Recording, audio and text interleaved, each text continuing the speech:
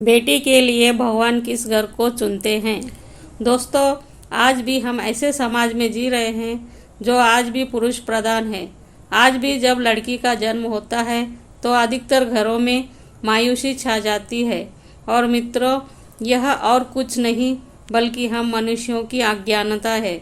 लड़की को बोझ समझते हैं, परंतु आपको जानकर हैरानी होगी, लड़की का जन्म हर किसी के घर में नहीं होता, बल्कि उसी के घर में होता है जो भाग्यशाली होते हैं और अपने अपने पुण्य कर्म अर्जित किए होते हैं। और आज हम आपको यही बताने जा रहे हैं कि भगवान कैसे घरों को लड़की का जन्म देने के लिए चुनते हैं और वह कौन से पुण्य कर्म है जिसकी वजह से कोई भी इंसान बेटी का माँ बाप बनता है। भगवान श्री कृष्ण से अर्जुन पूछते हैं कि माधव, किन कर्मों के कारण किसी के घर पुत्री धन की प्राप्ति होती है, अर्थात कैसे घरों में बेटियों का जन्म होता है।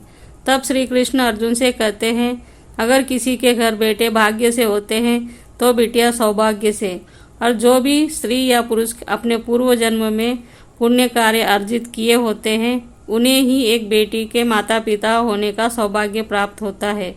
बेटियों को जन्म के लिए उन्हीं घरों को चुना जाता है जो बेटियों का भार सहन कर सके, क्योंकि तीनों लोकों में स्त्री अर्थात बेटियां ही ऐसी होती है जिसका भार हर कोई सहन नहीं कर सकता। वह बेटियां ही होती हैं जो इस सृष्टि को निरंतर चलाए रखती है, अपना सर्वस्व निछावर कर देती है। जिस दिन इस सृष्टि में बेटियों का जन्म लेना रुक जाएगा, उस दिन सृष्टि का अंत हो जाएगा। मित्रों, भगवान श्री कृष्ण के इन बातों पर गौर किया जाए तो उनका कहा बिल्कुल सही है, क्योंकि बेटियां अगर नहीं होंगी तो किसी का भी वंश आगे नहीं बढ़ सकता।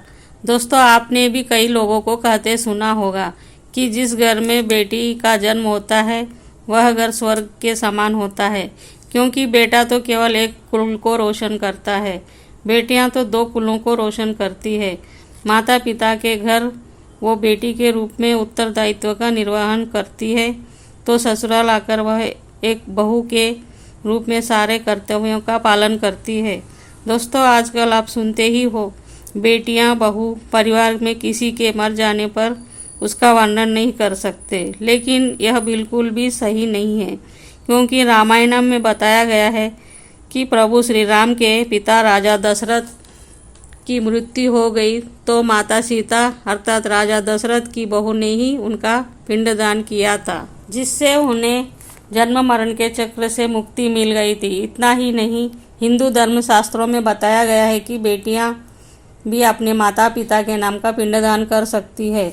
इसलिए मित्रों, वह लोग बहुत किस्मत वाले होते हैं जिनके घर में बेटी जन्म लेती है। शायद यही कारण है कि बेटियों को लक्ष्मी कहा जाता है। दोस्तों, बहुत से लोगों की सोच यही होती है, बेटी है तो बिना समय गंवाएं और इस पर पढ़ाई में पैसे लगाने से अच्छा जल्दी शादी कर दो। लेकिन यह सोच एक बेटी के भविष्य को बर्बाद कर देती है। जरा सोचिए, एक बच्ची के मन में कितने सपने होते हैं, उसे कुछ करना है, लेकिन यह सपने सिर्फ सपने ही रह जाते हैं। इसलिए अपनी बेटियों को सपने पूरे करने देना चाहिए, उन्हें हर वो खुशी दो जो उन्हें मिलनी चाहिए। एक बेटे से ज़्यादा एक बेटी हमेशा अपने माता पिता के लिए सोचती है। माता पिता को प्यार और अपनापन बेटी ही दिखा सकती है।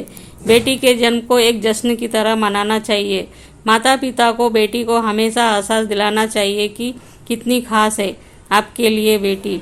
अब सोचने वाली बात है कि कौन सी कर्म के बाद आप किसी के घर लड़की के रूप में जन्म लेते हैं और उनके घर में लक्ष्मी का रूप साबित होते हैं। गरुड़ पुराण में बताया गया है कि जब आत्मा को नया जन्म मिलता है तब आत्मा को शरीर के अनुसार व्यवहार में चलकर अपने कर्म करने होते हैं।